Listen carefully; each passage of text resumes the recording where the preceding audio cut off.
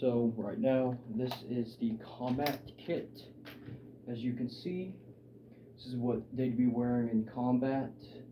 You do see helmets a lot too, but you see guys with helmets and wearing their berets in combat. But pretty much the load is canteen. This is a post-war Italian canteen. The only difference between the post-war and originals is that the cover would be this color, not the post-war tan color.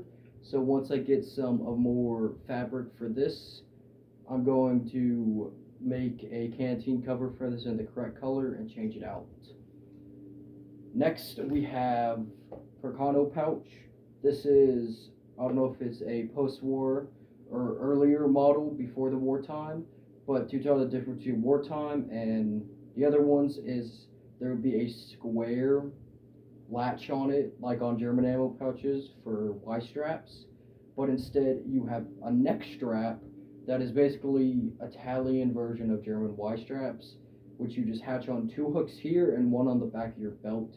That's pretty much Y straps, but you see it with other units as well, but pretty much you don't have to use them, but you can if you want. Right here we have an original Italian, I think it's a T33, or yeah, it's a 33 gas mask bag, original. And I don't have a gas mask for it. You would have an Italian gas mask in it, but mine didn't come with it. But right now, this is the kit. Just need to change it out. And then the rifle, model 1891 Carcano. They did use 1891 models as well as the all types of models of Carcanos. You see cab carbines, you see all sorts. You see the M38 models. They were just used throughout the whole war. There's of course photos of them using the M1891 model, the one I'm using. Currently, I got it for $200. Really great rifle. Love this thing. Really good for how it is and everything. So pretty much great rifle, great bore for $200 is a really good rifle for what it is. So that's it, guys. That is the kit for what I'm doing, Italian Decimas, flottiglia.